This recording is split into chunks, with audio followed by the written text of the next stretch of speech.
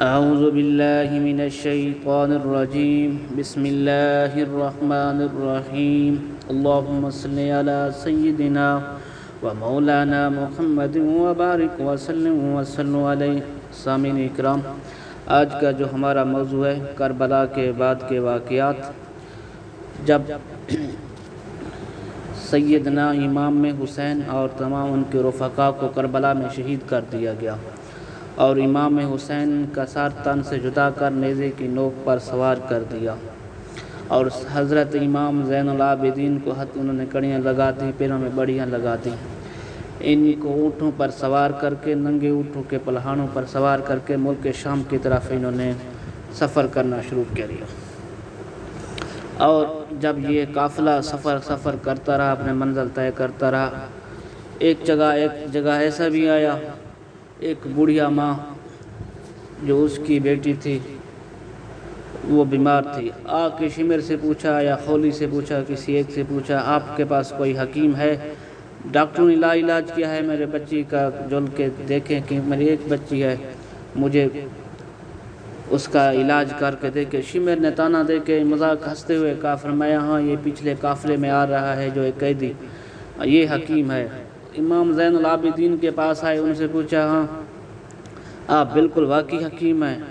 امام علی مقام کے بیٹے امام زین العابدین نے مائی کو دیکھا، فرمایا ہاں ماں میں بھی حکیم ہوں، میرا ابا بھی حکیم، میرا دادا بھی حکیم، میرا پورا خاندان حکیم ہے، آپ کو کس سے کام ہے؟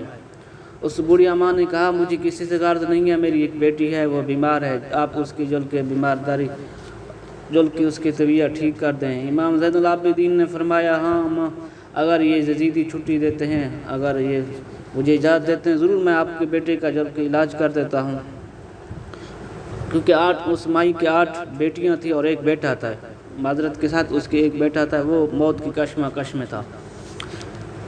اس نے جا کے شمر کو کہا کہ بلی اس 2 گھڑیاں واسطے اس حکیم نو رہا کر دے، کہ آپ کو جانتے ہیں کہ سب کو لالچ کی حوث ہوتی ہے، سب جہاں بھی ہوتا ہے، دنیا میں ہو، آپ دیکھ رہے ہیں آج کے دور میں جیرے حکمران بھی ہیں، سب لالچی، اس طرح سے وہ بھی لالچی تھے۔ اس نے کہا، بوڑھی اماں سے کہنے لگا، ہاں آپ کے پاس کوئی چیز ہے، میں کس طرح اس حکیم کو رہا کروں؟ اس نے کہا، میرے پاس 40 تولہ سونا ہے، میں وہ آپ کو دے دیتا ہوں، کہ میرے بچیوں کی شادی کرنی تھی، اس میرے بیٹے کا مسئلہ ہے، آپ اس حکیم کو 2 گھڑیاں واسطے رہا کر دیں۔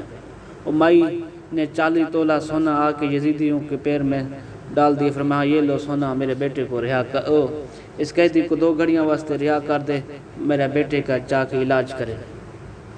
امام زین العابدین کو ہتھ کڑیاں لگے تھیں، اس بغیرت نے کہا، میں چابی لے کے آ رہا ہوں، آپ کے جو ہاتھوں میں جو زنجیر لگے ہیں ان کے تالا کھولوں گا۔ امام زین العابدین مسکرا کے ہتھ کڑی کو دیا جھٹکا نہ، ہتھ کڑی ٹوٹ کے پڑے ہوئے پائے، فرمایا اصل دنیا دار دی چابیوں دے محتاج نہیں، اصل ازل دے قیدی ہیں، یہ آپ کی ہتھ کڑی ہمارا کچھ نہیں کر سکتے، یہ آپ سمجھیں کہ سید نعوذ باللہ کمزور، فرمایا ہم کمزور بھی نہیں، ہم طاقتور ہیں، لیکن اللہ کی تقدیر پر راضی ہیں، ہم کچھ اس لیے نہیں کرتے، ہمارے پاس سب اختیارات ہیں، ہم اختیار ہوتے ہی بے اختیار رہتے اللہ کی رضا کی خاطر۔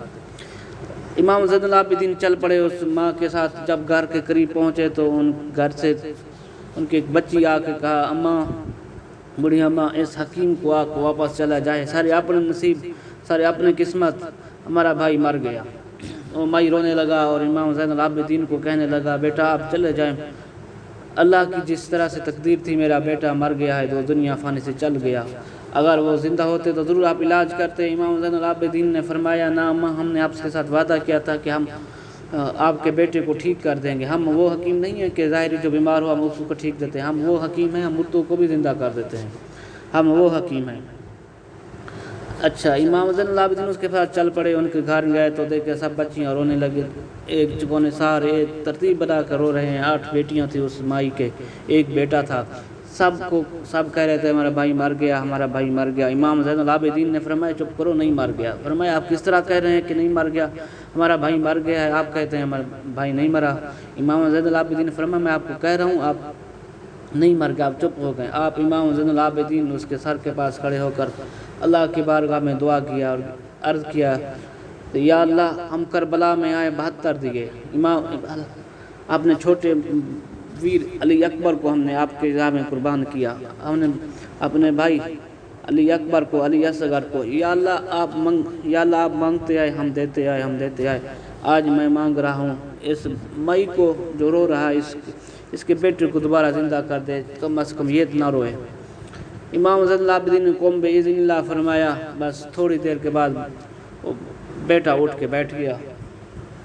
امام زین العابدین کے ہاتھ پر انہوں نے کلمہ پڑھا، اس مائی نے تمام نے کلمہ پڑھا، کلمہ پڑھ لیا۔ واپسی امام زین العابدین واپس جا رہے تھے، پھر اچانک اس کے دل میں خیال آئے، یار اس مائی کی 8 بیٹیاں ہیں، آپ کی بھی اس بھائی کی بھی بہنیں ہیں، آپ کی بھی ایک بہن ہے جو مدینے میں رہتی ہے۔ آپ کو مدینے والی بہن یاد آ کے واپسی مڑے اور اماں سے پوچھا، اماں جی یہ بتاؤ شمر کمینے کو آپ نے کتنے تولہ سونا دیا تھا؟ فرمایا 40 تولہ میں نے سونا دیا تھا، میرے 8 بیٹیاں ہیں، 5 تولے کی، ایک بیٹی کے غالباً 5 تولے سونے ہیں، 8 بیٹیاں تھیں، میں 40 تولہ سونا دے کر آیا ہوں، کیونکہ میری شادی بچیوں کی کرانی تھی، لیکن میں نے سوچا کہ بچیوں کی شادی کرنے سے اگر میرا بیٹا بچ جائے تو اس سے اور کیا بات ہے۔ آپ نے فرمایا اماں جی پریشان نہ ہو، باہر سے جا کر مٹی لے کر آئے 40 تولہ سونے کے برابر، میں آپ کو سونا بھی واپسی کر دیتا ہوں۔ اس مائی نے گیا 40 تولہ کے قریب مٹی لے کر آئی، امام زین العابدین نے مٹی پر ہاتھ رکھا، وہ سونا بن گیا۔ اماں حیران ہو گیا، فرمایا یہ کیا؟ فرمایا اماں ہمارے پاس سب اختیارات ہیں، لیکن ہم اللہ کی رضا پر، اللہ کی تقدیر پر راضی ہیں۔ یار بالکل دیکھیں، یہ نواسہ رسول کا بیٹا ہے، امام زین العابدین ہے، مردے کو زندہ کر دیا، مٹی پر ہاتھ رکھا، وہ سونا بن گیا۔ اگر سیدنا امام حسین اگر چاہتے کہ اللہ سیاں ہم یزید سے فتح کر دے، یزید کی فوج کو ہلاک کر دے، اگر دعا مانگتے تو ضرور، لیکن نہیں منا، کیوں؟ صبر اور استقامت، کیونکہ نبی نے فرمایا میرا بیٹا کربلا میں شہید ہو گیا، لیکن اس بات پر امام علی مقام سیدنا امام حسین راضی رہے اللہ کی رضا کی خاطر۔ یہ مت سوچے لوگ کہتے ہیں نہیں یہ امام علی مقام کمزور تھا، یہ نہیں، یہ غلط بات ہے۔ سب نے کوفیوں نے اور شامیوں نے بجانا شروع کیا نعوذ باللہ امام علی مقام، امام حسین ہار گئے، ہم جیت گئے۔ امام زین العابدین کہنے لگا وہ کمینے، اور جس کا جو ہار گیا جاتا ہے وہ اس کا سار نیچے ہوتا ہے، دیکھ میرا بھائی، میرے ابے کا سار ابھی بھی اوپر ہے، میرے باپ کا سار ابھی بھی نیزے پر سوار ہے، سب آپ نیچے ہیں وہ اوپر ہے، کس طرح آپ کہہ رہے ہیں کہ تم ہار گئے ہم جیت گئے؟ فرمایا نہیں، جیتے تو ہم ہیں، ہمارا دیکھیں میرے ابے کا سار ابھی نیزے کی نوک پر ہے۔ یہ تو ازل سے چلتا آ رہا ہے، جب دین منگتا ہے قربانیاں، کبھی امام علی مقام سیدنا امام حسین کے روپ میں اپنے بیٹے، اپنے رفقا سب کربلا میں شہید کرتا ہے، دین بچا لیتا ہے۔ جب دین پر مشکلات پڑتی ہے دین قربانیاں منگتا ہے۔ جب بدر کا میدان، حدین کا، جو بھی جنگیں نبی کریم صلی اللہ علیہ وسلم کے دور میں بھی لڑی گئیں، جب دین قربانی منگتا ہے تو دین قربانی منگتا ہے تو قربانی دینے والے بھی بہت ہیں۔ یہ الگ بات ہے، آج کے دور میں مسلمانوں پر کتنی زوال آ چکی ہے، دین اس وقت بھی قربانی مانگ رہی ہے، کبھی اٹھتا ہے اس کونے میں نبی کی گستاخی کرتا ہے، کبھی اس کے نبی کی شان میں گستاخی کرتا ہے، کوئی قرآن پاک کو جلا دیتا ہے۔ یار قیامت کا دن اگر نبی نے اتنا پوچھ لیا، آپ میرے علی اکبر، میرے علی اصغر سے آپ کے بیٹے زیادہ عظیم تھے، جب دین نے جدید پلیتنی بغیر ہر حدیں پار کر لیں، میرے بیٹے امام حسین نے، یعنی میرے نواسہ رسول نے کربلا میں پورا اپنا آل قربان کر دیا، آپ کا آل ان سے بھی زیادہ اچھا تھا۔ یار اتنا سوچیں، کم از کم ہم آج کے دور میں مسلمان، کتنے مسلمان ہیں، 57-58 اسلامی ملک ہوتے ہوئے ہم ذلیل ہو رہے ہیں۔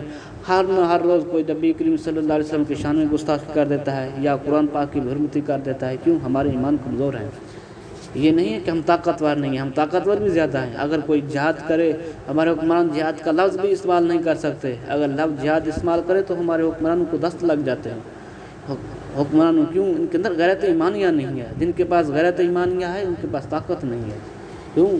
جنگ عثمان آرڈر انہوں نے کرنا ہے حکمرانوں نے۔ اللہ کرے ہمارے حکمرانوں کو غیرت ایمانیہ دے، سیدنا امام علی مقام کو کی نقش قدم پر چلنے کی ہمیں توفیق عطا فرمائے۔ دوران گفتگو کوئی غلط جملہ نکل گیا ہو یا تلخ جملہ، اس کے معذرت خواہ ہوں، اللہ آگے مجھے صحیح پڑھنے کی توفیق عطا فرمائے۔ وآخر دعوانا ان الحمدللہ رب العالمین۔